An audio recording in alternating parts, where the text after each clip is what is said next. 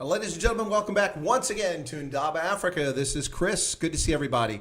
I take it you liked the Trumpy Heidi opening there from Giselle. For those who don't know, that is Giselle, the Namibian artist who's based in Pretoria, but she sings in Afrikaans. She sings folk music, or Heimatlieder, as I like to say in German.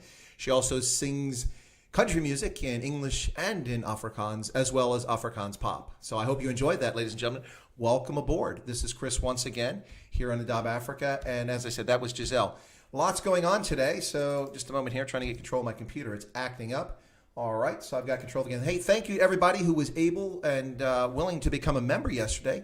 Appreciate that. It's not something everybody can do, but we did set the entry level at a reasonable price. So if you'd like to become a member of the channel and support Chris Wyatt Africa, it's there. So let me put up that. We'll have a little fun with that again today. And I see Azioba was waiting to get that question in. Let me put the member goal thing up if I can get that to work. There you go. Right. So first off, I did want to thank, I got one new member today for the channel. And I just want to get to there and make sure I remember who that was and don't attribute it to the wrong person. So let's see. Alistair Ross signed up. Is it Alistair? Let me see if that's the newest person. Yep, Alistair Ross signed up as a recruit team member today. Thank you so much for joining. And for the other 23 members of the channel. Very exciting to have membership now. It's kind of cool. Really enjoying it. I hope you guys like it. This was because of member requests. That's why I did it. And that's, in fact, why we have it there. So anyway, so lots and lots going on here, not the least of which is a disgusting, vile op-ed that appeared in the city press in South Africa, in which the editor-in-chief slanderously attacked AfriForum and the Institute for Race Relations. I'm making a video on that. I would have made it already, except that my neighbor decided to mow the lawn once again. And so really couldn't make the video because it would be like, and so that this and this, that's what you would have heard the whole time. So I've kind of held off on that. I'll make the video later on, get a little exercise in after I finish with this stream, and then I will also come back and record that video and play it, record it and load it up so it'll be there. I think you'll find it interesting. I refute virtually everything that the editor-in-chief of City Press says. Now, in interest of full disclosure, I'm not a member of AfriForum, and of course, from the accent, you know full well I'm not a South African. But I find it disgusting and reprehensible, the things that were said in this. What passes for journalism. Now, bear in mind, it is an opinion piece, an op-ed, an opinion editorial piece, but freedom of speech comes with responsibility. And clearly at the City Press, part of the News 24 group, responsibility is something that does not apparently hold weight. But we'll talk about that when you see my video coming up. So let me see what else. Let me see who we've got here in the chat. I want to say hi to everybody, as many as I can. Mature audience. Wow, what building is this, Chris? Which building are we talking about? I missed something. Help me out, mature audience. Looks pretty impressive. Oh, you're talking about for the marker. That is correct. That's the Kyoto train or station entrance. That's correct, Yanni. Very good. Yanni got it right. It's not reverse image. It's from the top of the stairs. That's a straight on image. Pierre van Wyk says, what's the story behind Trump meeting the president of South Africa mentioned in Bolton's book? I'm not familiar with that, and I haven't seen Bolton's book. I take it Bolton's book has been released, or are they leaking out more things? Famously, former National Security Advisor, Ambassador John Bolton, who was our ambassador to the United Nations during the Bush administration, Ambassador John Bolton wrote a book, a tell-all book is what it was described as.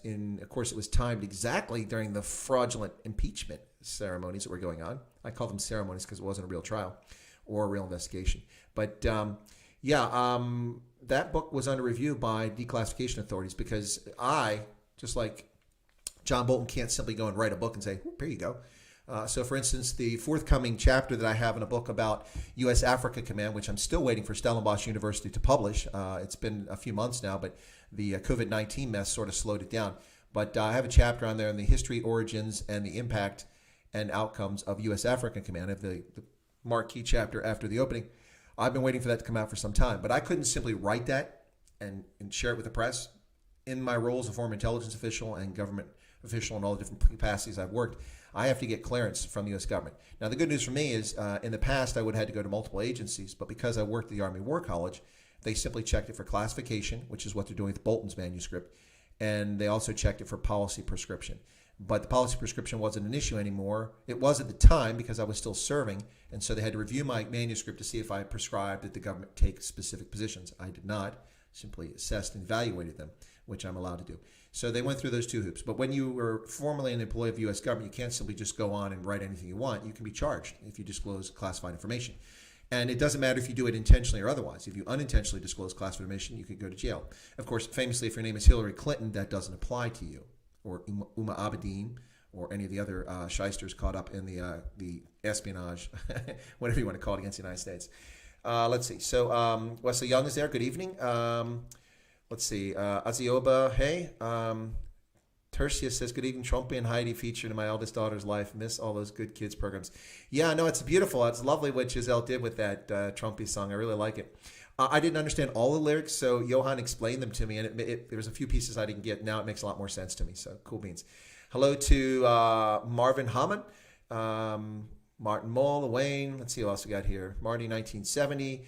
Charmaine Yonk, who is singing. Well, Giselle is singing, Charmaine. You should look at my channel under previous live streams. You'll find that Giselle was on my channel back on May 8th, and she was she premiered her album, Federalism, right here on the Chris Wyatt Africa. Back at a time that I had just 187 subscribers. Very generous of Giselle and her manager, Johan Eisel. They premiered it here. We only had 32 people that tuned in for the stream. A few more popped in and out. It was an hour and 3 minutes. It's fantastic. It's absolutely free. It is monetized, so there's commercials now. But if you please watch the commercials, you don't have to. But you can skip them and watch it. I made sure that no commercials interrupt the program, so you can watch it commercial free during the program. Anyway, so yeah, that's Charmaine. That's who that is. Giselle. She's from Namibia. She's a Boamaisi. She grew up in Namibia on a cattle ranch and lived in the Northern Cape for a bit and lives in Pretoria now. So when you listen to her speak, if you are from South Africa, you'll say she has a funny Afrikaans accent. To me, I understand her Afrikaans accent. It's clearer than some folks in South Africa. But that is Giselle. Yep. All right. Kyle says Trumpy, yes. Trumpy, you, yes. Hank Adrianza. Let's see. Nigel Soden, good to see you there again. Bite Your Ankles. Bite Your Ankles is here with us again. Ozzy wants to know my opinion on the book and Bolton himself. Okay. Why am I not green, Nigel? Yeah, that's a good question, Nigel, because you're a member, aren't you? Let me go look and see what's going on there. That's a good question. If you paid for membership, you ought to be getting... Why is my browser's not playing nice? Give me just a moment here, and I'll look and see. I thought Nigel was a member, so let me double check here. Yeah, there's Nigel, member. Yeah, absolutely.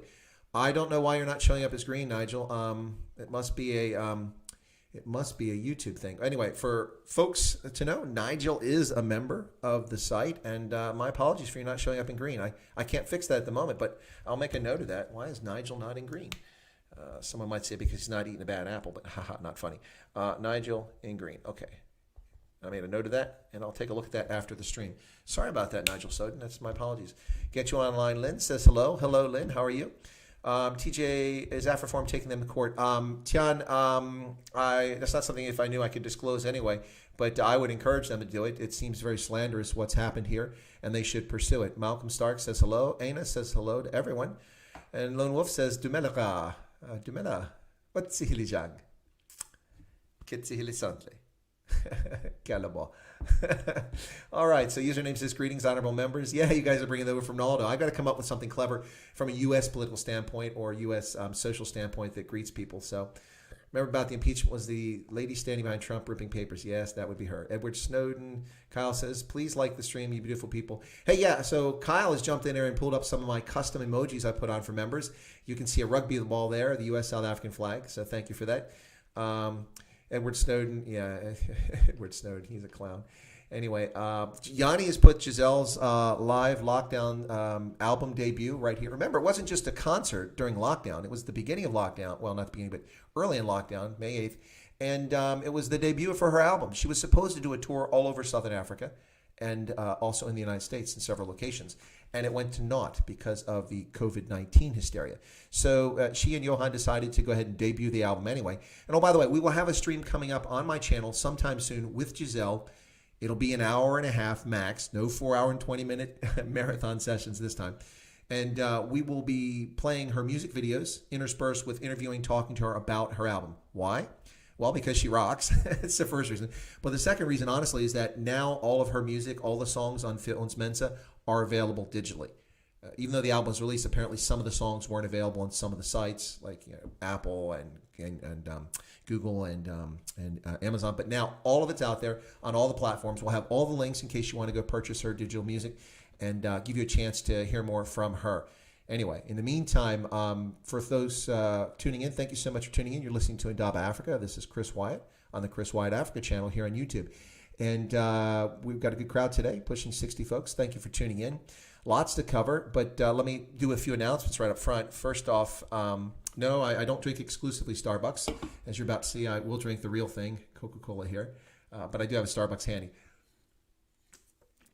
So the thing I want to mention is some updates. Saturday here on my channel, my regular weekly live stream, I will be having Roman Kabanak, who is the host of The Morning Shot in South Africa, an attorney. And also, this I didn't know, he's the guy who put together Helen Zilla's Tea with Helen, which is a program I absolutely loved. I didn't listen to the podcast, but I actually watched the videos of it, and I really, really loved that Tea with Helen, and I really hoped it would keep going. But anyway, so he'll be my guest Saturday at 11 o'clock Eastern Standard Time. That's 5 p.m. in Gaborone and in Botswana. And so, yeah, please tune in Saturday and listen to Roman on the channel. It should be interesting. I'm also going to have Jeremy Nell from Germ Warfare, the cartoonist, political cartoonist, on my channel sometime soon, and I will be on his channel. Hopefully I'll be on his channel first and then come to my channel, but sometime soon. And the big news, which Ronaldo Hos let out of the bag on his channel a short while ago, is that I have been invited to appear on Loving Life, Scott Balson's channel based in Australia. So I'll be appearing on there Sunday, and that will be 8 p.m. South Africa time, so 1400 or 2 p.m. here on the East Coast of the United States. So for those of you who are triggered by Scott Balson and Loving Life, you might not want to go. Those of you who are curious, you might want to go. Those of you who want to see if I get tripped up, because some people seem to think that it's about getting tripped up on a channel. I don't know. But the topic will be Africa, and we will, of course, talk about South Africa as well. So that's Sunday at 8 p.m. in South Africa and in Botswana, and that would be 2 p.m. here on the East Coast of the United States. That would be 7 p.m. in Windhoek, Abuja, and London. So if you want to tune in for that, check it out as well. In addition, I did finally hear back from Big Daddy Liberty, for those who are curious, who wanted me to appear on his channel or for him to come on my channel. And it seems he is quite a busy guy, but he did respond back to me. And I don't know if we'll get something set up, but at least we've had an exchange of emails now, and we'll see where that goes.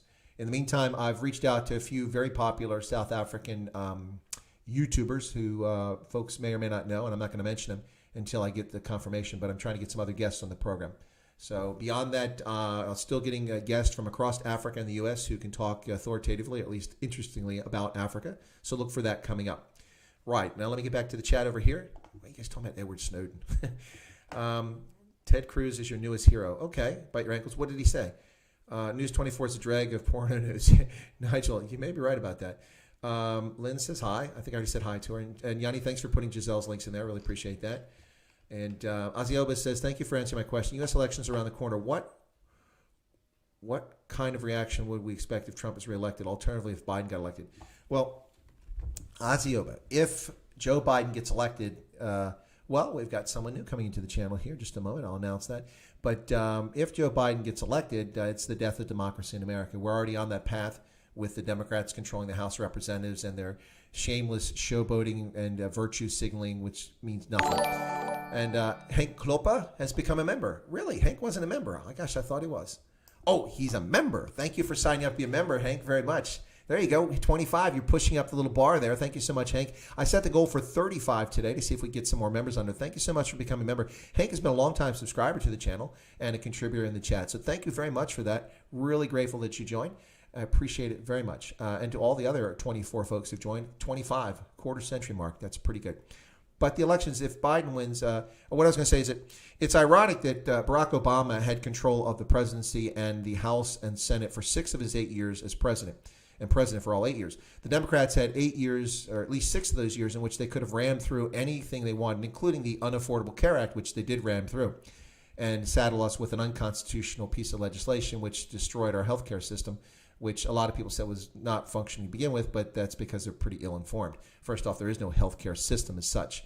It's a collection of private, government, state, and for-profit institutions, including charitable hospitals like Lutheran hospitals, Catholic hospitals, and so it really is not exactly system. Anyway, but they had all the time to do anything they wanted. They focused on that nonsense instead of fixing things. Instead of creating more doctors, more nurses, more medicines, more research facilities, they simply rigged the insurance market so that it doesn't function properly and left the mess for Donald Trump to clean up. So instead of focusing on things that really mattered in this criminal justice reform, well, Malcolm Stark has become a member. So much gratitude to you there, Malcolm, for joining. That's a cool name, Malcolm Stark. Isn't it Tony Stark? Isn't he the Iron Man, Tony Stark? But Malcolm Stark. Thank you for joining Malcolm as a member. Appreciate it. Gets us up to 26. Wow, almost 3/4 of the way to today's goal.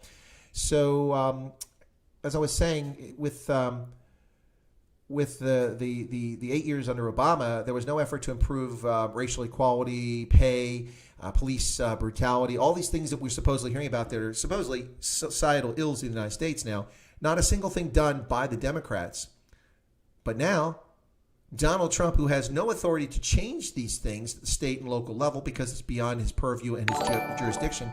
And there's Croy Thompson has become a Croy. Thank you very much. Croy has been with me for quite a while on LinkedIn. A fantastic commenter and contributor there. And now we see him over on this side. Thank you so much for becoming a member. Ooh, and you came in at platoon leader level. Okay, thank you very much, Croy, for that. Wow, that's 27. So, instead of fixing those things, they did nothing. Now they turn to Donald Trump, who issues an executive order creating databases and training resources and funding and things to make it available to help state, county, and municipal police departments improve their forces and eliminate police actions that are inappropriate, of which there aren't very many, but they want to eliminate.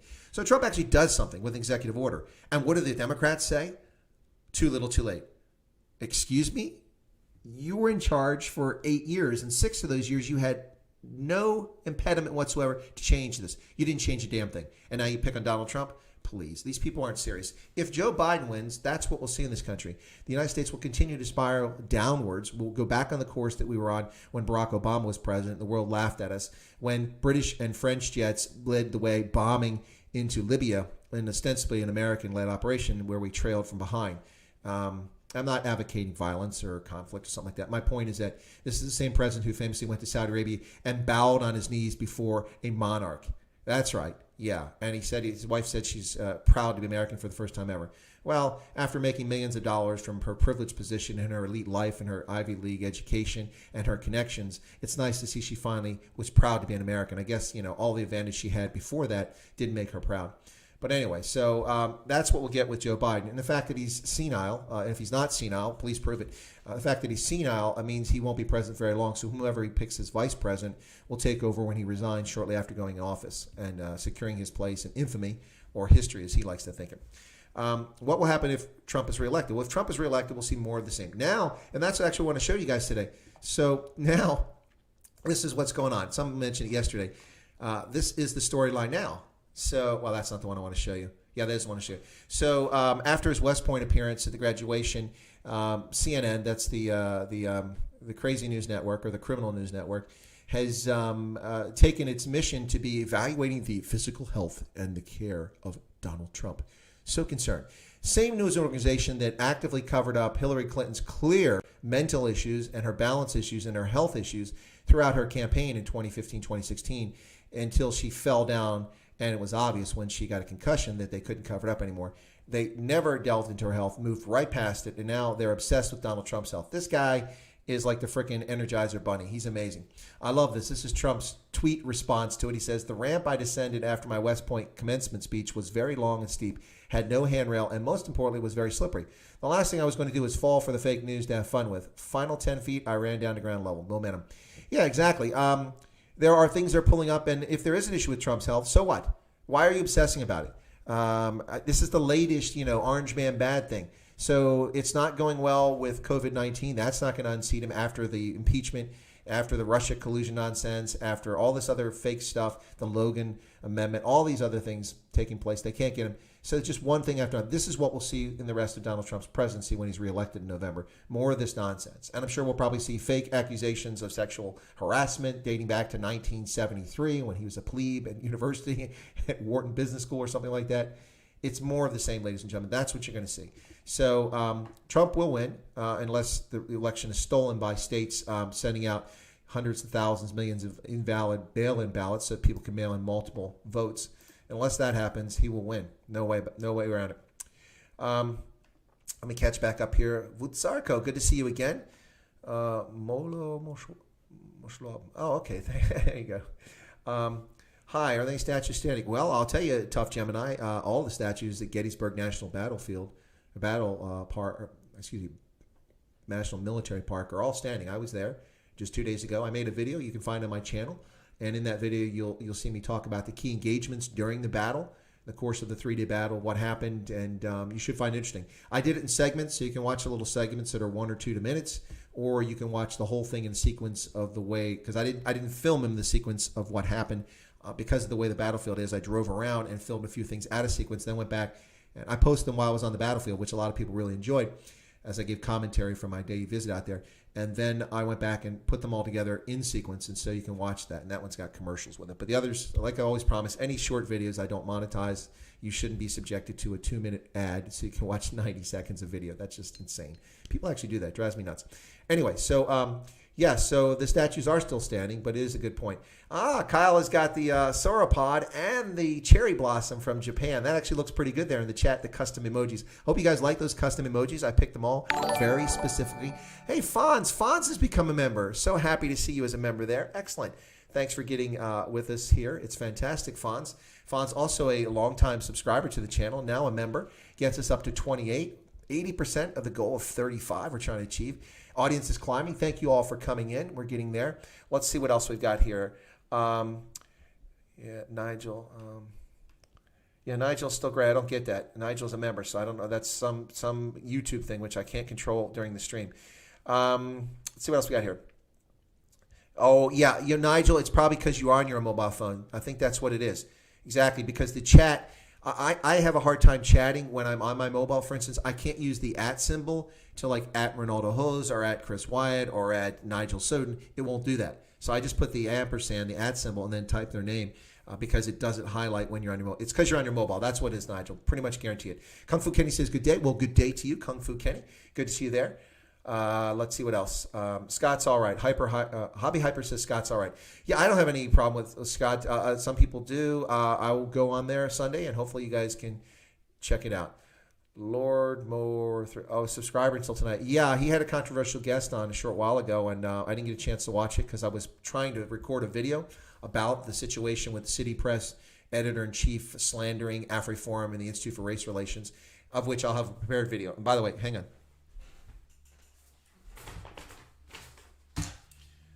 There you go. 5 pages of comments that I will be referring to and reading these comments from this op-ed, plus my rebuttals are in there about what this guy said. It's just shameful, shameful, shameful.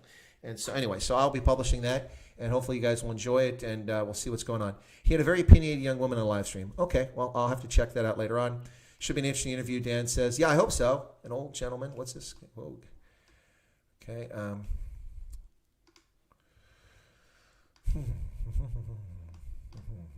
Oh, God. Whoa, way behind here. All right. Sorry, guys. I'm way behind. Oh, Scott's an old gentleman. He'll treat you with respect. Okay. Wesley asked if I got the link on Twitter. Wesley, I don't know because suddenly Twitter won't load on my PC. I don't know what's going on. I'm not going to clear my cache. I got so many passwords and things saved. I don't want to do that. And that's a recommendation I found is to clear my cache. It's on my mobile. I can still access Twitter on my mobile. I'm going to reboot my computer late tonight, and I'll see if maybe I can get back on Twitter on my PC. So I did not look at it yet because you sent it to me when Ronaldo was on and I was writing stuff for my video. And so I had my computer. Trump will win the election. Yes, Kung Fu Kenny, we agree. Yanni's there. Elizabeth, give the stream a like. Well, thank you, Elizabeth, so much. Elizabeth, a member, asking for folks to give us a stream like. Thank you very much. My name is Yako or Jakes. Okay, Lord Morer. Your name is Yako or Jakes. All right. I already welcome Malcolm for becoming a member. Syntax. Then there's Croy. We got 2. Pinar von Vike. What's the test? What we're writing test for? Tough Gemini wants to know how's it going in CHOP. Not very well for the folks in CHOP. For the people who are innocents who are trapped in the CHOP zone, it's not going very well. They're being shaken down by these gangsters who are running this illegal insurrectionist state in the heart of Seattle. And I feel bad for those folks. Kyle's 1, 2, 3, 4, 5 of the emojis. There we go. Cool. Petrus Osthuizen also says he didn't enjoy Odez. Yeah, people keep asking me to get Odez on my channel. Based on the comments I'm seeing here, I'm not so sure I want to do that now. Listen, if anybody else is here listening, is not a member, would like to become a member of the channel, you're welcome to become a member. I'm trying to make it to do some special things for members. My apologies for members. I did a members-only video release, and it didn't release.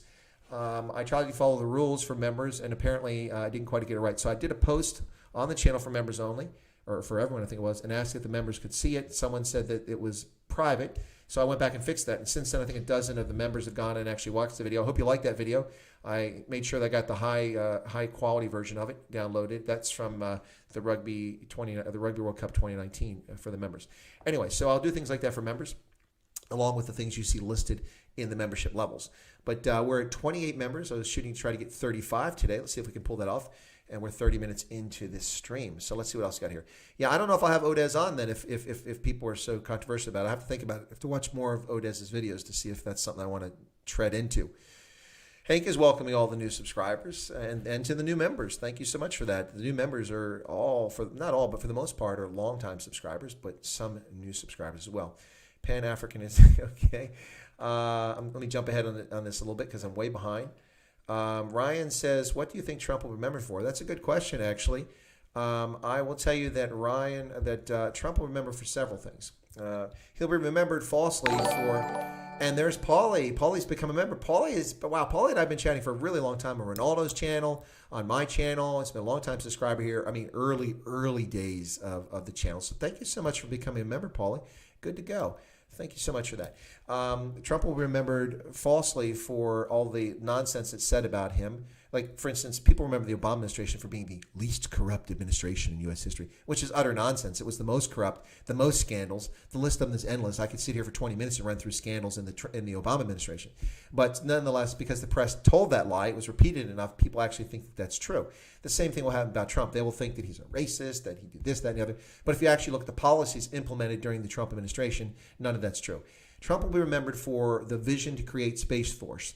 25 years from now, when we have a colony on Mars, it will be Trump that they remember that was the only president that had took the courageous decision to create a separate military service focused on space. And no, it won't be the mission of Space Force to colonize Mars, but it will be the mission of Space Force to ensure that terrestrial space is free, safe, and open navigation for the United States, its friends, partners, and allies. And so Trump will be remembered for Space Force.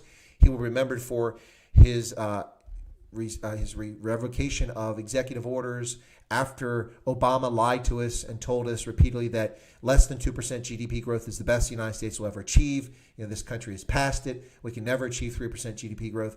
Trump comes in and strikes a pen and eliminates hundreds of unnecessary, ludicrous regulations, which were questionable on their legal merit because they were signed by executive order. Executive order does not apply to the country. It applies only to the executive branch of the U.S. government. Yet one president after another, including Trump, has used executive orders to overreach and legislate from the executive office, which is not their role. But nonetheless, they do it. Now, they also use executive orders for the executive branch, which is the purpose of it. But nonetheless, Trump will remember for striking all these executive orders and for freeing up business and creating trillions of dollars of wealth as a consequence as the economy surged. He'll also be remembered for being pro-business, pro-friendly, and he will ultimately be remembered as a very conservative foreign policy president. The Dodgy Idealist has donated a 35 Rand super chat. Okay, small contribution. Keep up your good work. Well, thank you, Dodgy Idealist, and thank you for getting the zombie climbing up the Mahaliesburg. I love that. Yep, absolutely. My pleasure, and thank you for that super chat. It's very kind of you.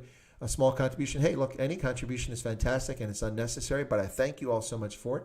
I'll do my best not to become an e-beggar on my channel, except for maybe likes and subscriptions. But listen,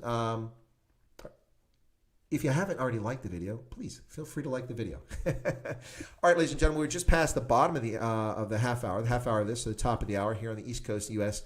and evening in South Africa and Botswana. So welcome. You're listening to Indaba Africa. I'm Chris Wyatt on the Chris Wyatt Africa channel, and we're talking about events here in the U.S. and also in South Africa, as well as some questions about membership and a few other things. So let me see what else we've got here. I was answering Ryan's question about what Trump will remember for. He'll be remembered for a lot of things, but I think criminal justice reform will also be a key thing that he'll be remembered for. And if the truth is told, he'll be remembered for the president that actually genuinely reached out to the African American community, if such a thing exists, trying to work with that community through church leaders and community leaders, and in many respects is very successful. Now we will see what will happen after the lies and distortions that have taken place in the wake of the heinous killing of George Floyd, that the left has gone on an orgy, a circle jerk joyride of attacking Donald Trump, who has nothing to do with these issues and has actually taken action to try to help resolve issues if they're genuine, while the Democrats sit around on their hands and allow their cities to be destroyed, people to be beaten in the streets, people to be beaten unconscious, homes to be looted, businesses to be burned to the ground, and mass theft. And nothing is being done by local municipal police departments, state police, county police, and or governors in these states and municipalities. If you look at where this is happening, virtually every city this occurs in is a city that's controlled by Democrats and has been controlled by Democrats for decades. Anyway, so my goodness. So the Dodgy Idealist gave a super chat a few moments ago, 35 Rand. Again, thank you so much for that. But now the Dodgy Idealist has become a member, and he's got the zombie climbing up the Mahalyspur. Thank you so much for becoming a member. Takes us up to 30 for that goal of 35 for this stream. We'll see what happens there. All right, let me see what else. So I answered Ryan's question. I think that answers it pretty well. Afri B says, "Long live Trump." Yeah, I'm not a fan of his mannerisms, but I like his results. Why doesn't the Army just clean them out? Okay, Lord Amore, that's Yako or Jake's. The Army can't clean them out. The Army doesn't have jurisdiction unless the Insurrection Act is enacted, and the president has been resistant to doing that. And I think that his conservatism is good, because the moment that U.S. Army troops show up and start smashing heads and moving people, that will mean the election. That because the media will lie about it. They'll turn Trump into the totalitarian threat that they've always claimed he is, and he's never expressed it. Remember, we were at war with North Korea, right? Nuclear war. No, we didn't go to war with North Korea. No, I thought we were going to war with North Korea. That's what the press told us, because Trump actually called him a rocket man and Little Kim, not to be confused with the rapper Little Kim. But so Trump is irrational. He's leading us to war. And in fact, what has happened? North Korea no longer launches intercontinental ballistic missiles over the airspace of Japan, which each time it happens is an act of war, not an aggression, an act of war. And Japan could have attacked North Korea at any time. They had justification under international norms. That no longer happens. Why? Because Donald Trump, stroked the guy's ego and made him happy. But, the press will never be honest with Trump, and that's just the reality. So if people who are honest about topics look at it, then they'll discover that. So the Dodgy Idealist is our latest member. Thank you so much for that. Up to 30. Let's see. Just let them starve in the dark with no water and no cell service. Absolutely right, Tian. And watch the toilets fill up and see how long they can tolerate the stench. And when they come out emaciated and starving, you simply slap handcuffs on them, charge them with insurrection and with terrorism and with kidnapping and all the other charges that are appropriate, and let them go live in some dark hole for the rest of their existence. And maybe they'll learn from that. Hit the like button. Up to 71. Cool. Is that people or likes? Bobby B says, the battlefield is great. I have your compilation on my watch later list. Might listen while I assemble my first AR-15 when I get home from work tonight. Excuse me. Sorry, Bobby. I think Bobby B is in New England. The New Englanders have a very... they have a streak of independence that dates back to before the American Revolution, and they take their liberty quite seriously, even though they have in some states in New England leftist governments like in Massachusetts and Connecticut. But nonetheless, it's a state with places like New Hampshire and Vermont where people take their independence and their liberty quite seriously. Kyle says, Nigel, don't be quiet. No, don't be quiet. I think he's on his phone, though. It's kind of hard. So Kung Fu Katie says, one of the statues that took down fell on one of the people who was helping break it. Karma. Yeah, exactly, karma. Is CHOP more volatile than South Africa's tough Gemini's question? CHOP isn't, but these insurrection movements that are taking place in major metropolitan cities are more volatile. Folks, if you've never been around mass demonstrations or protests or just rallies or just big crowds have a life of their own. Fluid dynamics plays a role here when it comes to crowds, and psychology plays a role. It takes very little to get a crowd to do things, to incite a crowd, and people will do things in a crowd that they would never consider doing on their own. One, because they're in a crowd, so maybe they're not going to stand out, or maybe they want to stand out, and they act as if there's no repercussions. So the behavior of people in crowds becomes quite obnoxious and quite dangerous. Elizabeth has just donated $21. Ren through Super Chat. Thank you so much for that with a super sticker, not a super chat. That's a cool super sticker. I like that little wiping off your brow there. Thank you so much for that, Elizabeth. I really appreciate that. So crowds will do things. So I think that the insurrection being fomented by Antifa and Black Lives Matter and other domestic terrorist organizations, I did say that. One of them has been declared a domestic terrorist organization. The other should be declared a domestic terrorist organization. Whether the government has the political courage to do that or not, we'll see.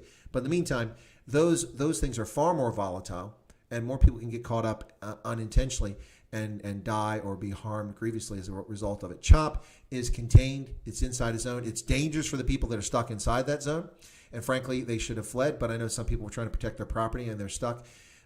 This is a consequence of governments abrogating their responsibility, like we saw in Olympia, Washington, with the mayor virtue signaling, having an LGBT flag, the rainbow flag hanging outside her house, and a little Black Lives Matters, BLM on her door. And so some scuzzball came and vandalized her home, and she's like, I don't understand why they did this. It doesn't matter. Why would they do this? Because you've encouraged lawlessness. You've encouraged people to abrogate the rule of law. You have not used your law enforcement officials to enforce the law, and your governor has not used the National Guard for one of its legal authorized roles, and that is public order and crowd control.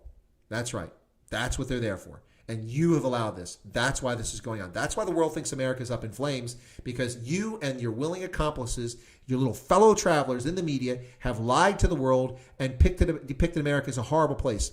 If this is such a horrible place, why do over 1 million people become naturalized citizens in this country each and every year? Not another country in the world comes even remotely close to 1 million new naturalizations every single year. In addition to that, we have millions and millions of authorized green card holders who live in this country, contribute to the society. People would not come here if it was the way it was depicted in the media. Are we perfect? No. But this is the greatest experiment in the history of governance in mankind, bar none. Better than Greece. That's right, I said it. Better than Greece. Certainly better than Rome. And sure, a heck of a lot better than the ANC in South Africa. Malcolm Stark has donated 14 Rand through Super Chat. Thank you so much for that. Crowd mentality is low IQ mentality. Well, even those who are bright wind up in a crowd. It can very easily turn into it. Those of you who've been in a crowd at a ball game, you get excited when something happens. It's very easy for things to get out of control. Let's see what else. I want to see the 1 million show up at Trump rally. Yeah, that'd be cool. How far up the chain do you think the VBS scandal goes in South Africa? I think it goes all the way up to the top in the economic freedom fighters and Floyd Shavumbu and his brother, and maybe even Juju himself. I don't know beyond that how much money was handed off, but I suspect other ANC members got money from this too, and the Venda people are the ones who suffered. During what period were you in Botswana? Asked Just In Case. Another cool name, Just In Case. Just in case. I was in Botswana from 2008 to 2010. And I lived in the government enclave. I was the chief of the Office of Security Cooperation and the senior defense representative for the U.S. military in Botswana.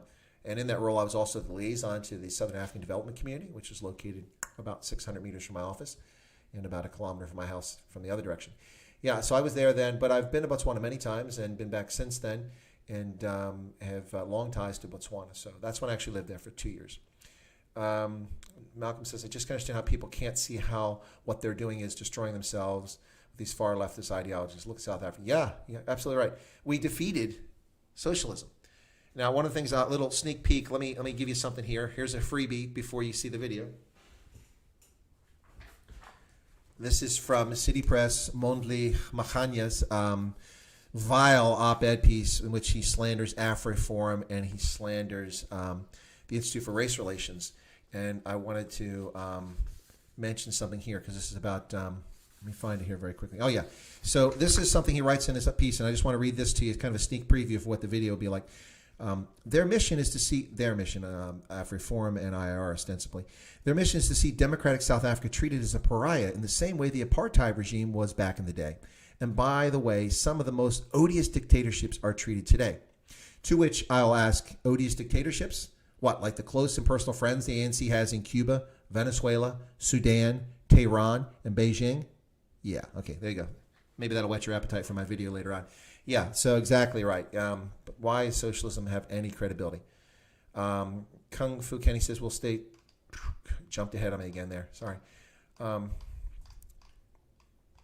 Jumped ahead on me. Why is this thing jumping ahead on me? Sorry, Kung Fu Kenny was saying something. I lost it there. Wow, I'm really way behind here. Oh, there it is. Okay, so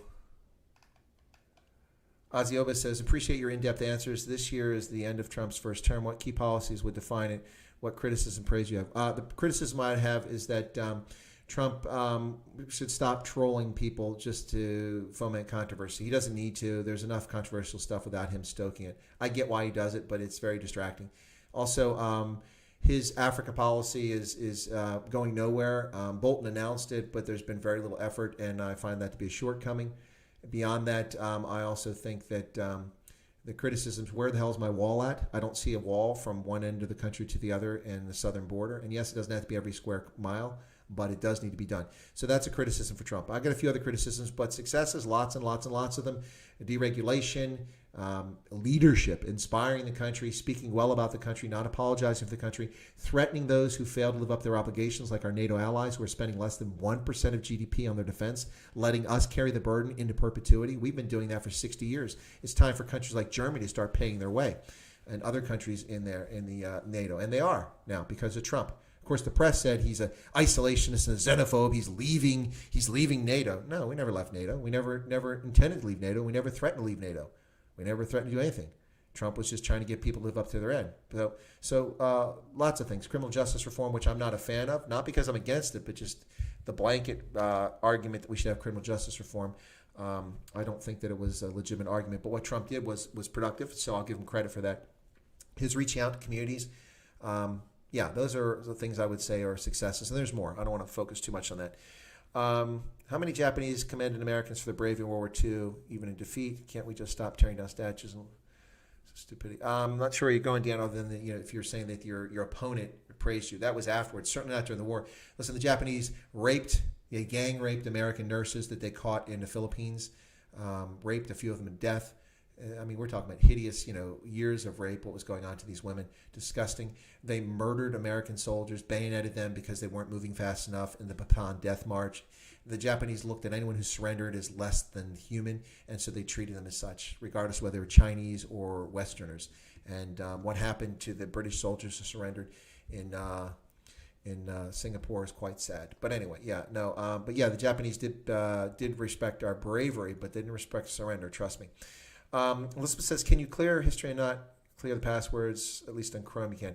Yeah, Elizabeth, I think you're talking about my Twitter account. I'll have to take a look at that a little bit later on. Maybe I can, but it was all happening at the same time, and I don't want to be late for the stream because I got a good audience tuning in here. You guys have some great questions, and it's an interesting conversation. At least I think it is. Hopefully I'm not deluding myself. But, I'll take a look at that a little bit later on. Bobby B says he's voting Trump, and you're a moderate liberal. My mom and sis are too, and they've never voted Republican. So if he doesn't win, I suspect foul play. As do I, Bobby. Listen, I'm not a Trump fan. I like the policies, but again, there's just some parts of the guy that are just too much. But I'll vote for the person that's effective, that's a good leader. And Donald Trump is that. Like him or dislike him, he's an effective and good leader. And he inspires people. And he's very convincing. It's just that people have Trump derangement syndrome. I know a lot of people who are left-leaning or outright liberals, and they're going to vote for Donald Trump. And before, they wouldn't tell people. This time, with all the nonsense and the fakeness that's gone on and the efforts to destroy and sabotage his presidency, a lot of people are just saying, heck with it. I'm voting for him. So thank you for that, Bobby B. I also will be voting for him. Tough Gemini says, are the Hells Angels and Mongols and bikers for Trump going to reoccupy CHOP? I doubt that on the 4th of July. I've heard some rumors about that. We'll see. The other rumor I had is that the Antifa and the Black Lives Matter intend to damage the Gettysburg National Battle site on the 4th of July. That better not be taking place. We'll see. Pinar from Vike, you had an interesting view on Verwoerd. Do you know he was a former sociology professor and a socialist? Loved the Bantu people. Spent 70% of GDP on Bantu infrastructure and was assassinated. Pinar,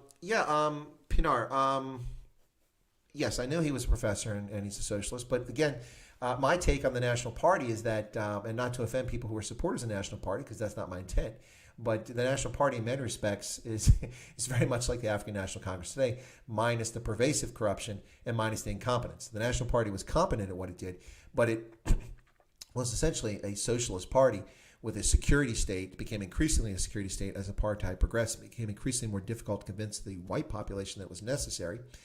And they were full of patronage, and they took care of their protected elite class. If you were an Afrikaans-speaking South African during apartheid and you couldn't find work, you weren't trying. You weren't trying. If you're an ANC cadre today and you can't find work, you're not trying. My point is that you were taken care of. So the ANC has simply done something very similar to what the National Party did. Both are socialist leaning. Both relied heavily on state-owned enterprises. Both were not willing to trust the free market entirely. Now, in the National Party's case, many will make the argument that, well, they had no choice. Apartheid had sanctions and internet. But South Africa didn't really get any sanctions start applying to it until the late 60s. And they didn't really start to bite until 87 when the new round came in after 85, when America imposed sanctions after Congress overrode Reagan's veto. So the sanctions story I'm not buying. It was the nature of the National Party to be the socialist organization it was. And Verwoerd is the architect of that, and I think that he's the one that really got them in that direction. Now, that's not saying it's good or bad. I'm just making a statement about where I thought it was. Obama, the fallen messiah. Yeah, that's a good description there, Malcolm. Thank you for that. Trump, the great white hope. No, I think Trump's the great orange hope. Malcolm, I don't know if he's great white hope. Hank says 3,750 subscribers. Thumbs up. Thank you so much for that. Yeah, it's growing nicely. We'll see what happens after I go to Loving Life. If people from there come over who've never heard of me, or if people who are on here are angry I went there and leave. We'll see what happens. Petrus Osthuizen says Trump will remember for throwing Hillary Clinton in jail. I wish, but I don't think that's going to happen. Maybe in a second term. Tough Gemini, are bikers for Trump going to take back Seattle? I don't know. We'll see. Pinar said, Dodgy has this Rocket Man. I absolutely loved it. Yeah, Dodgy Idealist, I love that too. Rocket Man was hilarious. Folks, we're at 30 memberships. If you're at all inclined to become a member of my channel and support it, you're welcome to do that. That's the little bars up there. We're trying to reach 35 in this session. Just opened up memberships yesterday, and I did it because people asked for it. And for those who are members, you can probably attest, I've already done some things just for members. They're minor things, but something that make it more appealing that's not available to everybody. So you're welcome to become a member of the channel. I've set the membership levels at a very reasonable level. So for instance, when I checked, the lowest level is a recruit team member, and that's $1.99 US. That level in South Africa is billed as 10 Rand. And if you're checking exchange rates, that's not $1.99. That's not even $1. It's about 60, 65 cents. So you can join for a very small charge. And the whole purpose is so people want to be part of the community. And that's why we did it. Although Nigel Soden, unfortunately, on his mobile, it doesn't look like he's part of that member community because he didn't light up with a different color today. So it's probably because he's on mobile. Let's see what else we got here. Chris Wyatt streams matters. I think I like that. That's good. By the way, we coined, was it yesterday or the day before, sack of cock. That's right. I was explaining something about Cyril Ramaphosa speaking to John Steenhuisen in Parliament, and I said basically what Ramaphosa was saying is simply a sack of cock. And so hashtag sack of cock is making the rounds. What do you think will happen to the cigarette ban in South Africa, Charmaine? Charmaine, I don't know really where to make a prediction on that because Nkosazana Dlamini-Zuma is not rational. And since she is the president, the Minister for Uncooperative Governance and International Affairs, she's holding sway right now as the Zuma faction, which is heavily behind the National Coronavirus Command Council. So I really don't know how to predict what's going to happen there. But the cigarette ban, I don't think they're going to change it because somebody's getting money in their pocket from corruption here and people are still getting cigarettes. They could be dangerous cigarettes. That's a whole different story. So, I don't know, Charmaine. I really feel bad for smokers, which is weird because I've never really liked smoking. I hate cigarettes. But I really feel I have empathy for the smokers out there. Why can't they smoke? Not to mention the tobacco industry. In the interest of full disclosure, I have invested in an American tobacco company, but it sells most of its cigarettes to China. So we're killing them, not South Africans. So it's okay, right? Dodgy Idealist says RDMS refuse. Yeah. Well, Dodgy Idealist, I came back from Africa on a short travel trip to D.C. several years ago during Occupy Wall Street nonsense. And I was in D.C. and I walked around at night to get exercise and walked through the parks in the center of D.C. where these scuzzballs set up their camps in illegally occupied public soil. And it was vile. I saw rats the size of Carter. Carter being Ronaldo Host's dog. I saw rats that size scurrying across the sidewalk between tents, and the smell of feces and urine, and then of course marijuana, because these people always have to have their daga. No slam on people who smoke weed. I'm talking about people who are doing these things also always seem to be involved in some sort of illicit substance, and daga or marijuana was key to this that was taking place. So yeah, the Occupy Wall Street disgusting thugs. This is no different. What's happening in Chicago? Kyle says, Chris Wyatt from Ambassador. Oh, you got the trophy up there. Well, thank you so much for that. I appreciate it. Let's see. Do you think there'll be a World War III based on Sinai on Red Springs? No, I do not think there'll be a World War III. But I mean, into what? The year 3000, the year 4000? I mean, you could. That's a prediction. You can never say never because anything can happen. I'm way behind because there's Elizabeth's super chat sticker from a long time ago. Apart from the China border fight, not much going on there, Sean. It's not covered much. Hank Kloper, is Trump occupation going to spread around the world? Yeah, I would be concerned about that in Europe, especially, Tough Gemini, that nonsense will take place there. Fawn says, I see the FBI track the one female arsonist via her tattoos. Good. 80 years in prison. That'll learn him. That's what we used to say when I was a kid. That'll learn him. Hi, all. Just in. Cyril tells Chernavad BEE is here to stay. Malema is brainless, and we are still leaderless. Yep, that's true. Elizabeth, Botswana or Namibia, what? What's your question? What did I miss there, Elizabeth? You must have said something earlier. My apologies. I missed it. You're asking about Botswana or Namibia. For a place to relocate and live, Namibia is beautiful, but my recommendation would be Botswana, especially if you live in the Gauteng, Northwest area. It's the much smarter move is to go to Botswana because you're still close to South Africa. Let's see. Well, jumped ahead again. Did I notice the growing number of African-American conservatives like Candace Owens and Tim Scott? Seems their number of channels are growing. Yeah, what is happening is that social media is leveling the playing field. There have always been always been lots of black conservatives in this country, but they couldn't get any airtime or attention because the media will never bring them on because that just undermines the narrative entirely. So what always struck me about African-Americans, and let me explain this very quickly. What always struck me about African Americans, and I've spent a lot of my time living around black Americans in America and growing up in a housing project for part of my childhood, in which there were 3 white families out of 300 or 400 families. All the rest were black. Is that most black people I know are devoutly religious, whether they're Christian or Muslim. Most are Christian, but they're devoutly religious. They respect their mothers and grandmothers. And they're very conservative in virtually everything, except for the exception of maybe sexual relations. And I'm not stereotyping. I'm just making that's an area that's not quite as conservative in that community, and drug use. Beyond that, most African Americans I know are very conservative. They value family. To me, they always seem the natural constituency for the Republican Party. Now, that was when I wasn't in the Republican Party, which I am now. At least I'm registered to vote for them. So it always struck me as odd that they became Democrats. But they became Democrats because of the Great Depression and the propaganda and the myths perpetuated by King Franklin and his minions, and then what's happened since then. The Democrats claim the mantle of equality and civil rights in this country, which is just utter nonsense. They are not the party of that. They are the party that tried to deny that. They are the party of Jim Crow. Read Dinesh D'Souza. Dinesh D'Souza is an immigrant from India who is a well-acclaimed scholar here. Oh, Lord Mora, who is actually Yako or Jake's, has just become a member. Thank you for that. Gets us to 31. We're getting closer there to the 35 goal for today. Almost 90% of it achieved. Thank you guys so much for members joining. I think that's 7 who've joined since the stream started. So thank you very much. We had 1 who joined off cycle when we weren't online, and then the 23 who joined yesterday. Thank you to all 31 of you for becoming members on the channel. I really, really appreciate it. I always let myself get distracted because I see the zombie running there. But African Americans have always been conservative in my mind. But what happened is that the Democrats and their propaganda have convinced black Americans, by and large, and Jewish Americans too, by and large, that their constituency and the people looking out for them are the Democratic Party. And that simply doesn't comport with history. It doesn't comport with the facts. People like Candace Owens and Tim Scott know that, and they have the moral courage to stand up, no matter how hideously they're attacked, and tell the truth. And more black Americans doing that. I don't know what's going on now, but I know that there were several polls that had Donald Trump having 30 to 40% popularity amongst likely black voters. I don't know if that's still the case after this leftist effort to destroy the country with insurrection in Seattle and Portland and Minneapolis and D.C. and all this other stuff. So we'll see. But to me, it's always been distressing. It's kind of like black South Africans who automatically identify with the African National Congress because the ANC is responsible for liberation. If only that were true. MK didn't defeat anybody. Mkhonto Sizwe is not the reason apartheid ended, not even remotely.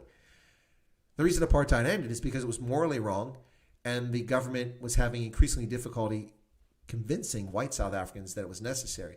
Between the Woeigeva and the Zwartgeva, Both were evaporating. Now, the Slovakia, not necessarily depending on view, but the red threat from Soviet communist expansion was gone. Now, ironically, here we have a party that's essentially a communist party today running South Africa. So isn't that ironic? But that's the reason that apartheid ended. Not because MK defeated anybody, not because the African National Congress won anything. The only thing the African National Congress won is the propaganda war, the election, and the war they started in KwaZulu-Natal against Inkatha Freedom Party. Those are the three things they won. They didn't win their independence. Independence was granted and authority was surrendered by the ruling party in what was supposed to be a national compromise, which the African National Congress is reneging on each and every day as we go forward. All right, let me get back there. You grew up in inner city Baltimore. Were you in the minority? What happened? PNR, I didn't live in Baltimore long periods of time. I lived around Baltimore and its suburbs, but the place I'm talking about was not actually in Baltimore. It was near Crownsville. It was a housing project down towards Annapolis. And what happened? What happened to that city? Well, Baltimore's been run by Democrats, with the exception of William Donald Schaefer. They've all been thieves and crooks and criminals, and they've served for their own purposes, not for the people of Baltimore. And the city council is run by a collection of families that have had political power in that city for a century. And that's what happened to that city.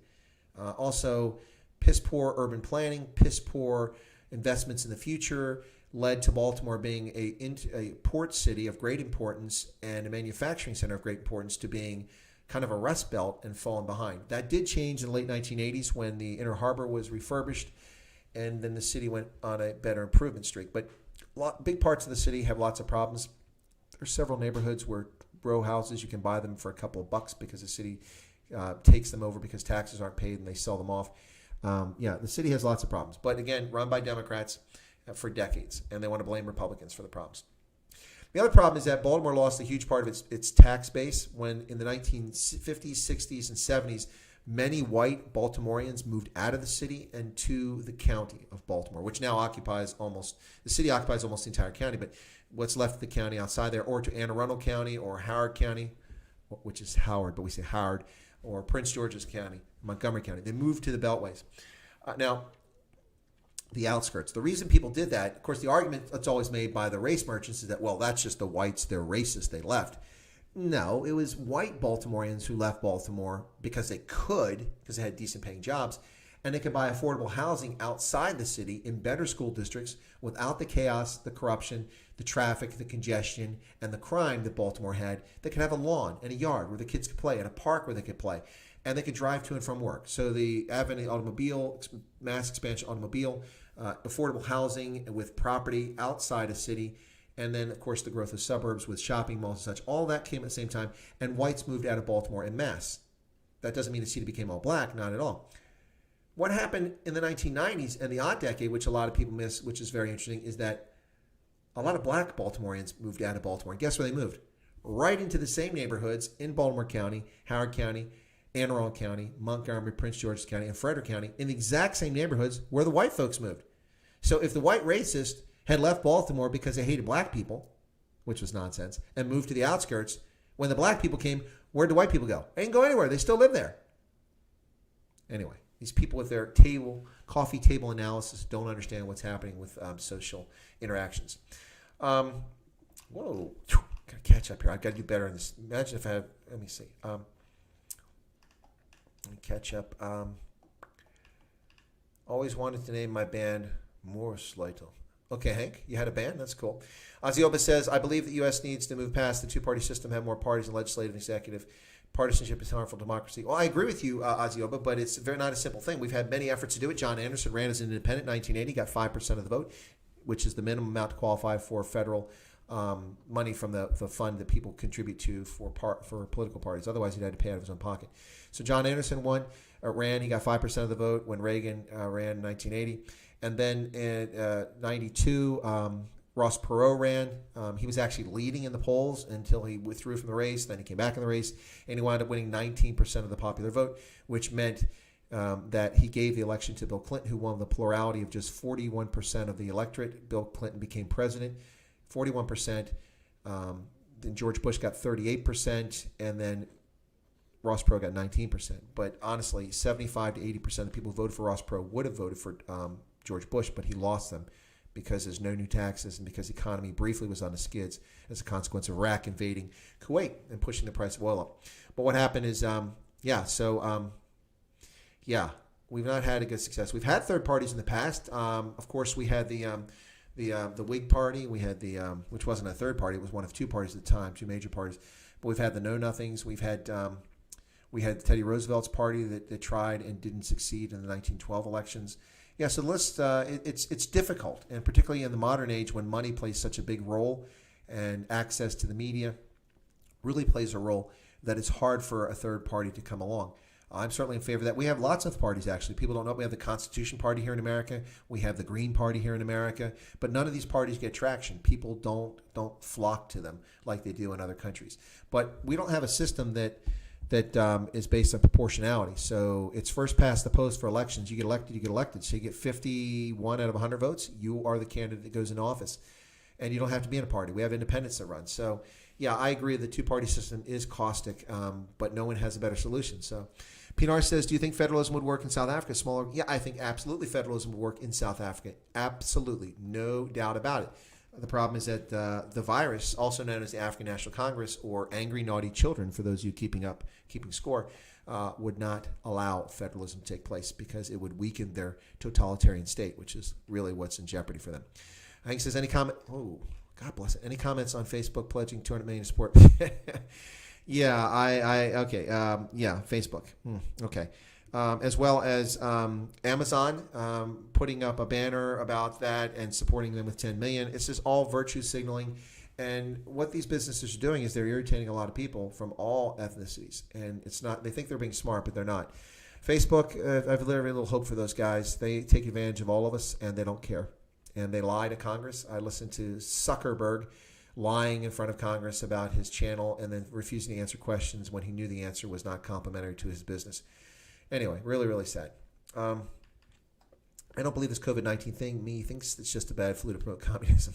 I like that, Malcolm. Okay. What else we hear? 4 more members needed, Elizabeth. Yeah, to get to 35 for today's goal. Yeah, if we get 4 more people, that'd be great.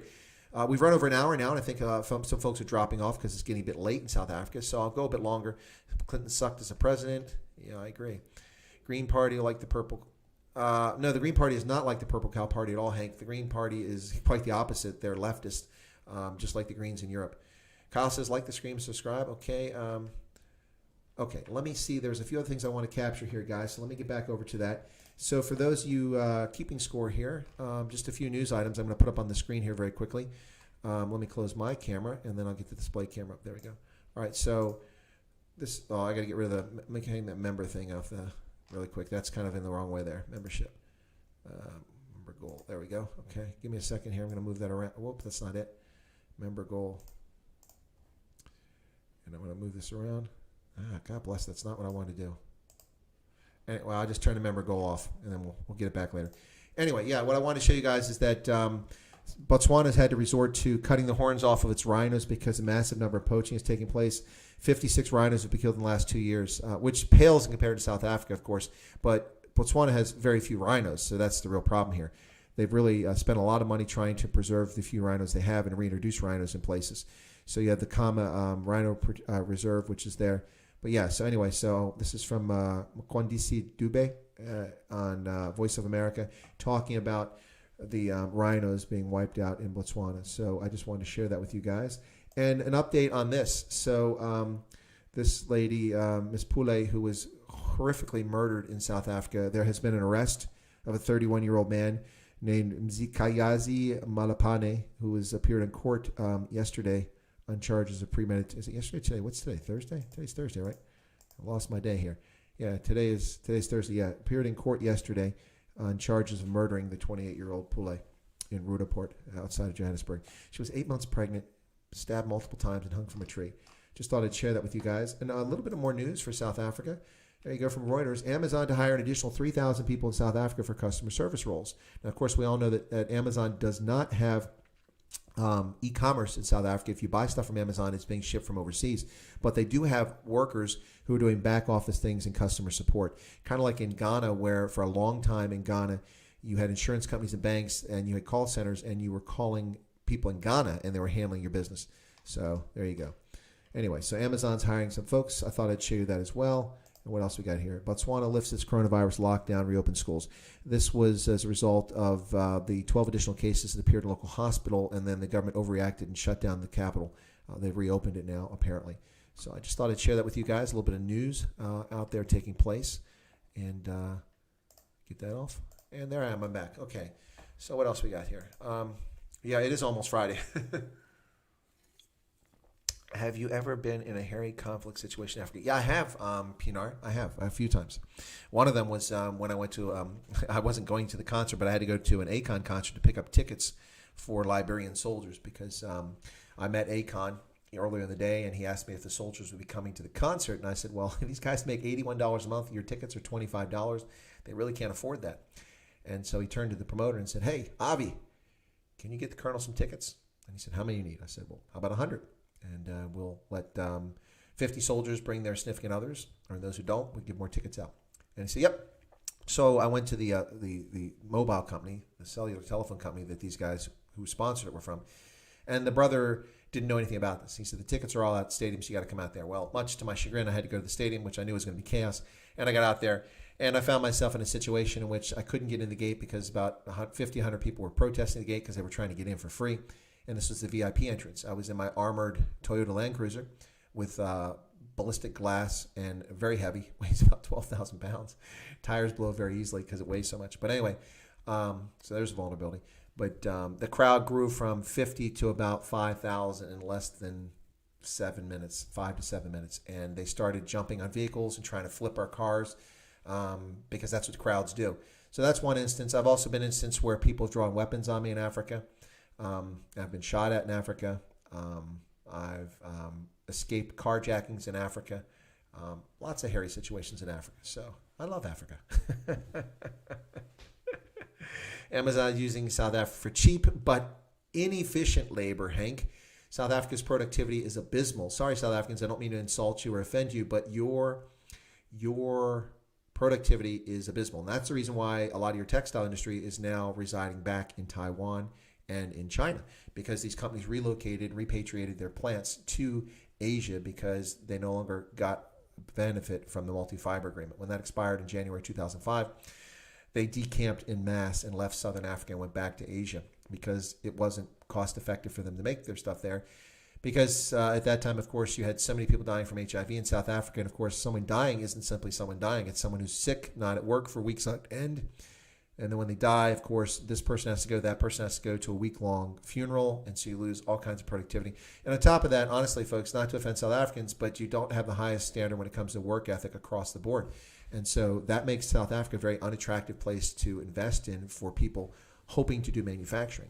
So contrary to what people believe, they think South Africa is a great manufacturing destination. It's not. Between black economic empowerment, the specter of expropriation without compensation, which is not simply about land, but also about property and business interest. And on top of that, the racialization of the climate by the government, its sucking and stealing of tax revenue, its failure to maintain services appropriately across the country, and the size of South Africa. It's not exactly a small country. All of those things on top of productivity issues, tuberculosis, HIV, all of this combines to make South Africa at times a dicey proposition for foreign direct investment. But good old Cyril runs around saying simply that we are open for business and we want you to come here. And he gets some business. Amazon's putting 3,000 jobs in, but we'll actually see if the jobs get there. 10-cent stock buying in Universal Warner Music. China has no shame. Will continue. Wow, didn't know that. There's only a handful who take utter pride in their work, Chris, and they have been left out to dry. Yeah, no, absolutely, Kyle. I agree with you. Absolutely right. The people who actually do take pride in their work, many of them find themselves on the outside and being mistreated by this government. So that's the irony. They're taking a bad situation and exacerbating. Instead of spending time inculcating the correct values into the workforce in South Africa and raising children in a proper fashion in a nuclear family with proper nutrition, proper education, in which they actually learn and don't have their daughters or prepubescent daughters preyed upon by HIV-positive instructors offering them grades for sex. Instead of having that, we actually have that nonsense in South Africa. And we have a country that has no shame and embarrassment for having a national standard of passing an entrance or an exit examination from high school of 30%. Are you serious? 30%? The only thing in the world that anybody takes pride in having 30% success in is baseball. People who bat 300, which is 30%, are considered rock star successes in Major League Baseball. But that's the exception. But I will submit to you that hitting a baseball is infinitely more difficult to do on a regular basis, day after day, 162 games in a season, the last 5-6 months, than simply educating people properly. It's a far simpler proposition. Anyway, what would you suggest on the message for fighting poaching? Well, Blues Pixie, that's a good question, actually. I would suggest that the government of South Africa be serious about it and quit their platitudes and their virtue signaling. I have a friend who's a former U.S. military officer, worked at the American Embassy, who stayed in South Africa, great personal sacrifice, great expense, and gave up his retirement as a reservist. Instead of going back to the States and serving 4 more years in reserve and getting a paycheck when he turned 60, he's not getting that. He stayed in South Africa because he was concerned about poaching. And he founded a anti-rhino poaching organization that has been very effective, as far as I know. I'll have to check and see how they're doing lately. I haven't checked in a couple years, but was very effective at making people aware of it and developing methods to fight it. You can fight it with night vision devices. You can fight it with drones. You can fight it with armed forces. All of these things should play a role. But the bottom line is you have to stop the people who are doing it from doing it. And the way to do that, you're not going to stop the demand. The Chinese are irrational. They want to get hard-ons, and they want their penises to grow by eating dead skin cells from a rhino or an elephant, or make little tchotchkes out of carving up elephant horns. It's disgusting. But anyway, what's my thoughts on the VBS High story? Well, Kyle, I said a lot about VBS on LinkedIn when it was the right time. LinkedIn. Let me bring up the goal, because if I don't bring it back, we'll never reach the goal. Let me see if we get the member goal back here. Let me see if I can get it back. Membership goal. Okay. There it is. 31 of the 35. That was the target for today, ladies and gentlemen. 35. If 4 more of you want to become members of the channel, there's a very reasonable level of membership there. So please check it out. Or you can go hog wild crazy and become a Master and Commander member. Yep. So let me go back to the question there. Right. So the VBS story. I wrote a lot about this on LinkedIn when it happened. I think that it's about time that people have been arrested for it. I also think it's telling that it's likely that mostly the people involved are with the EFF, and maybe if they're ANC, they're mid-level or low-level people, because there's no way that the government, National Prosecuting Authority, was going to pursue this, in my view, because they haven't pursued Jacob Zuma, they haven't pursued state capture. Where are the Guptas? Why aren't they in prison? Sheikh Shabir, well, that guy out playing golf. Is he still alive, by the way, Sheikh Shabir? Or is he supposedly in very bad health and had cancer, and hence he was released from prison for compassionate reasons. Of course, he was playing golf that weekend, so I don't know how compassionate that was. But, I think the VBS scandal is something that's tied deeply to the economic freedom fighters based on what the Reserve Bank told us. And so we'll see. But, of course, the economic freedom fighters are very concerned about corruption, and they welcome the opportunity to dispute these charges, as mentioned in the letter they released yesterday. Anyway, so there you go. Yeah, Kyle's saying only $10 a month. That's 10 Rand, man, not $10, $10 US. No, it's $10 US on this side for Master and Commander. For those who want to be a member, it's 10 Rand on your side is the entry level. Can Antifa be stopped? Absolutely. Now that it's been declared a terrorist organization, there's many things that the federal government can do. Now the federal government doesn't need to worry about jurisdiction to go into a local area to pursue Antifa, to investigate it, to surveil it, to arrest them. They have authority because it's domestic terrorist. When they were simply a political organization, the federal government really couldn't just walk into Seattle and arrest people who were Antifa members for violating crimes, because they were violating local crimes. But now they're violating terrorism statutes. And the federal government has all kinds of mechanisms. They can freeze their assets. They can stop their money flow.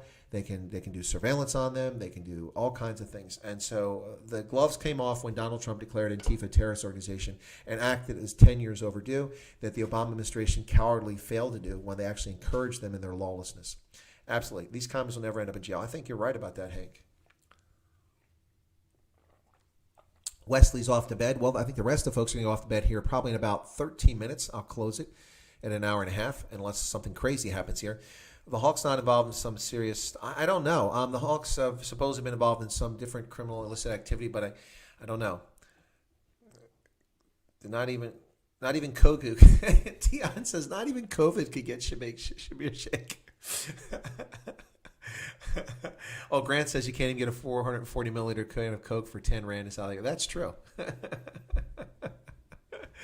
Yeah. Listen, guys. Again, not that makes it sound like it's e-begging, but about the memberships. The memberships are because you guys asked me to do it, and it wasn't a simple thing. I had to get to a certain level, then I had to create it. don't feel bad for me. It wasn't like it was rocket science for me to figure out, but I had to go through some effort, had to be creative, come up with some things to make it worthwhile for people. And so I did that because you guys asked for it. Not everybody asked for it, but a lot of people asked for it. So that's when the memberships are there, so that people can be part of a community. And since I wasn't trying to become Bill Gates off of this, just trying to make it available to people, and I had to set a price threshold, I took $1.99, which in South Africa works out to be 10 Rand. So in Botswana, there's no price listing, so I guess you can't become a member in Botswana. Anyway, I looked, but I didn't see anything. So the point is that's what it was all about. So that's what the membership is about, why it's there and why it's priced at that level. That's a minimal level. And by the way, I anticipate giving many of the perks that come with it to the basic level membership too. So that's why it's there, folks.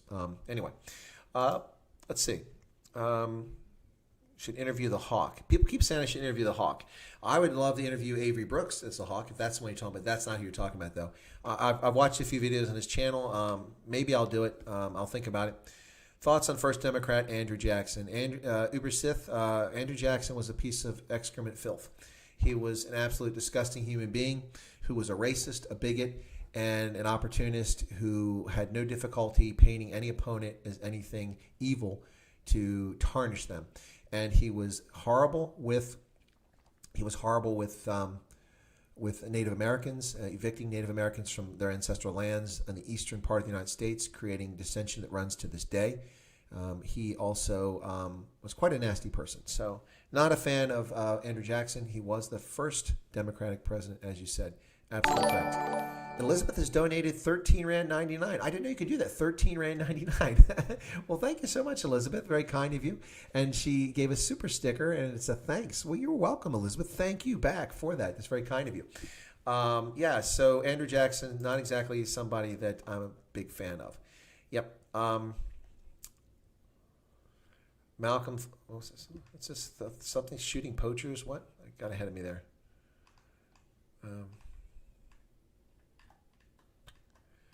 President Tanzania gave goats and Paul Paul's birth certificates to PNR. Why is Warren Buffett so involved in China? Elizabeth asked that question. He's so involved in China because that's where manufacturing is at. Oh, look, Freddie Porsche says, become a member. Thank you so much, Freddie. 32. Oh, we're so close to the 35. Thank you so much for joining, Freddie. Appreciate that. He's so involved in China because that's where the world's manufacturing is at now. We moved all our cobbling shops to China. So that's why Buffett is so involved there, because he's involved in lots of businesses. Hank says, VBS, Steinhoff, Bosasi. Yeah, all disasters. Absolutely. Steinhoff. I still have my Springboks Blitzbox jersey when I was in Vegas from when Steinhoff was the sponsor, and that was just before they got in all the trouble. So those are hard to come by, the Blitzbox, the camouflage jersey in which you see Steinhoff on it. I still have that one. He's the longest serving terminal patient in history. Oh, you're talking about Buffett? Okay. So Freddie joined. Thank you so much. Pixie, you have a full, what's this, TJ? Oh, you're talking to, Tion's talking to Pixie. You're buying bread. Okay. Thank you, Elizabeth. Handy Dutchman, early morning, have a good evening. All right, Handy Dutchman, have a good one. Nigel, come on, join the dark. Nigel is actually a member. Nigel is actually a member, but he's on his mobile and it's not showing up as a colored member. He's actually one of the first members who joined. Well, not first, but about 20 something, but he joined early on. Yes. Well, look at that. Kyle, I think you used to use all of my emojis there. 1, 2, 3, 4, 5, 6, 7, 8. You used all the emojis. Yeah, and Nigel says, indeed I am. Yeah, he absolutely is a member. So we're 32 members. Let me see if there's anything else I want to talk about here very quickly on the news, folks.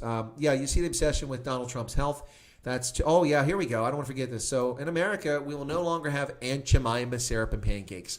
The Crazy News Network, or the Criminal News Network, or whatever you want to call CNN, the collective, I guess resistance is futile, the Borg.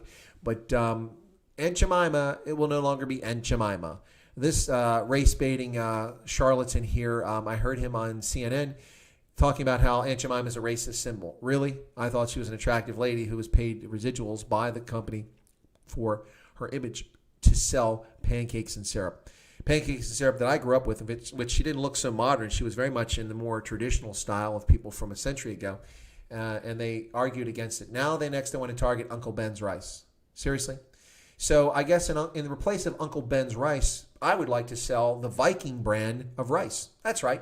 images of Vikings. Of course, they're ginger-haired or blonde and white. But wait a second. That's probably racist. So we can't have Vikings on our rice, and we can't have Uncle Ben's on our rice. So what is our rice? Gray? These people are disgusting, these race merchants. They really, really are sad. They take things that are positive and turn them into negative things. It's really, really sad.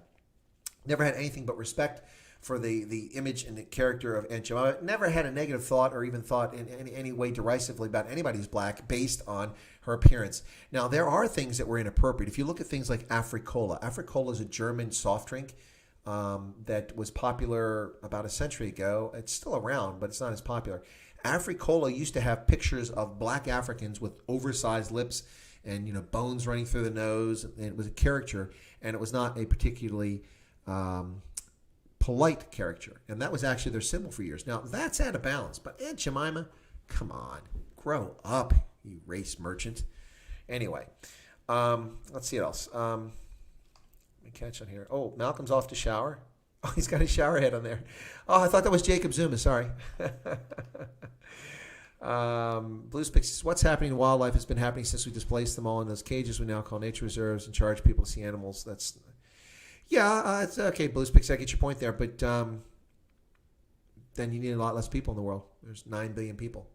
The Siberian tigers don't have any space, and they're over Kamchatka. But anyway, it's people and animals. Yeah, too many people is the problem, I guess. Notorious G. Hey, Notorious D. Did the U.S. introduce a bill for the coronavirus in January 2019? Not to my knowledge. The first bill didn't come until February, late February, if I'm not mistaken. Elizabeth says they're losing the plot. What's that? What, did we just get a new member here? Petrus Ostoisen has become a member. There goes the zombie climbing the Mahalisberg. Oh, and he's gone far too quickly. He didn't make it to the top. Well, thank you, Petrus, for becoming a member. 33. Wow, you guys are really helping here. Sloat asked this question, and it was asked previously, so I'm going to get back to it. Then it's Asterix. No, you can't have goodbye to Asterix Comics. Exactly right. Asterix and Obelix will become racist because there's no black people or Asians, no trans people in Asterix and Obelix. Yeah, well, there weren't a lot of trans people running around, 800 years ago in Rome-controlled Gaul. Anyway, difficult to become a park ranger in South Africa. Well, that's problematic, Kyle. It's a shame. Sloat is asking, how do we build leadership in South Africa? Well, it starts with proper education, Sloat, and that's the problem, is that until education is fixed and people learn to think critically, not to be critical, but to think critically, there's a very distinct difference there. It's the ability to discern information, which clearly the editor-in-chief of City Press is incapable of. I think he is capable. I think he's just disingenuous and dishonest in his slander. But you have to have the ability to think critically before you can have good leadership. And good leaders are developed. Some people are natural-born leaders. It just comes to them innately, but that's a small number of people. Others can be trained and can learn to be good leaders by example, by experience, but some people are just natural leaders. So it's interesting. And people have different leadership styles. I mean, for instance, Donald Trump has a very different leadership style than I do. And I would like to think I've been effective as a leader in the times and the places I've been a leader. And I think the results show that. They bear that out. But my approach is very different to Donald Trump's. So what else you got here? Elizabeth says, whoop, whoop, Patriots. Welcome, Patriots. Yeah, thank you for becoming a member, Patriots. Thank you so much. Let me see. Oh, the quagga became extinct. Yeah. Well, lots of animals became extinct. In Mauritius, the dodo bird became extinct. People wiped it out. And many different species in New Zealand were wiped out after the Maori arrived there. Apparently, SpongeBob SquarePants is now gay. Yeah, no. Apparently, Abraham Lincoln is gay too. That's the other thing too. People have to reinvent history to change how people actually were, just to fit narratives. It's actually entertaining. It's really sad though. Noodles will become black if left wet. Yeah. Yikes. Anyway. All right, ladies and gentlemen, I'll tell you what. Today, since I want to make that video a little bit later on, I need to get some exercise in. I want to thank everybody for tuning in. I appreciate you being here and joining the stream. Those who joined didn't reach that membership goal, but that was an artificial goal, ladies and gentlemen. I just put that up there for something to achieve. We got to 33. Thank you for the additional 9 folks who signed up to become members during the stream. Really appreciate it. And look for these members-only access things that you'll be able to get access to. And if you're not a member, you're just a subscriber. And there's no such thing as just a subscriber. Let me clarify that. But if you're a subscriber, not a member, don't lose heart. It's not like they've got the keys to the palace as a member. Members, it's just a chance for people to be part of a community. And the really unique things are they're there, but you're not missing out. Virtually all my content is for everybody who's a subscriber. So thank you all for that. And I appreciate you tuning in. I'll do a stream tomorrow, but I don't have a special guest booked yet. I've had a special feature guest every Friday for the last month, and I don't have one for tomorrow. So if I get one, I'll let you know, and then I'll do that. But I'll probably do the Stray Voltage live stream late in the day since it's Friday. Everybody chill, relax in the evening, kick back, enjoy yourself. We'll do that tomorrow. I'll list it later on. But I'll make the video in the meantime about the city press and their comments about AfriForum and the Institute for Race Relations. And I'll see you guys later on. Thank you all so much for becoming members. Thank you for the Super Chats, too. There were Super Chats today. Let me just go back and make sure I give credit to people who gave the Super Chats. I don't want to miss out on that. So I want to make sure that I got that down. And so this is a nice feature of this. Let's see. So Super Chats today. Come on. There you go. All right. So we got the Dodgy Idealist got it started. Thank you so much for that Super Chat. Elizabeth, Malcolm Stark, and Elizabeth gave another Super Chat. So thank you guys so much for the Super Chats. And also those of you who became members in this stream, thank you so much for that. And this thing is not updated. It's only telling me 24 still. Let me reload the page to see if it actually gives me the actual current number. It may not because it may be a lagging indicator. No, it's current. Okay, so let's see. So I go back to... let's see. We got Petrus Osthuizen, Freddie Borchitz, Lord Demora, which is Yako or Jake's, The Dodgy Idealist, Paulie Fire 7, Fonz, Croy Thompson, Malcolm Stark, and Hank Kloper all became members on this stream. So that's 1, 2, 3, 4, 5, 6, 7, 8, 9. That's what I said. My math is actually better than I thought. So thank you all for becoming members in this stream, and thank you all for tuning in. Don't worry, Donald Trump is in good shape. His health is fine. And Cyril Ramaphosa is still spouting nonsense. So things have not changed in the world today. So ladies and gentlemen, thanks for tuning in. Bear in mind, I will have Saturday on the program, my regular Saturday live stream. My guest will be Roman Cabernac, the host of Morning Shot, South Africa-based news program, comes on every weekday at 7 a.m. for your jolt of coffee and your news. Roman is an attorney and also the founder of Tea with Helen, the program that Helen Zilla had there for a while. And so he should be an interesting guest on Saturday. Also on Sunday, I will be appearing on Loving Life's channel with Scott Balson in Australia. That'll be 8 o'clock South Africa time. My Saturday stream is 11 a.m. Eastern Standard Time, 5 p.m. in Gaborone in Botswana. Sunday, I'll be on Scott's program, Loving Life. And then next week, he'll be on my program some point, probably on Wednesday. And also, I've been in touch with Big Daddy Liberty. We're working on that. And I will have another stream coming up with Giselle talking about all of her new songs on the album Fiddlin's Mensa. So there you go, ladies and gentlemen. Tian is freezing, I guess. Yeah. Okay, username says, but the U.S. Navy enforced and maintained shipping routes worldwide. What difference would Taiwan make in the hands of China?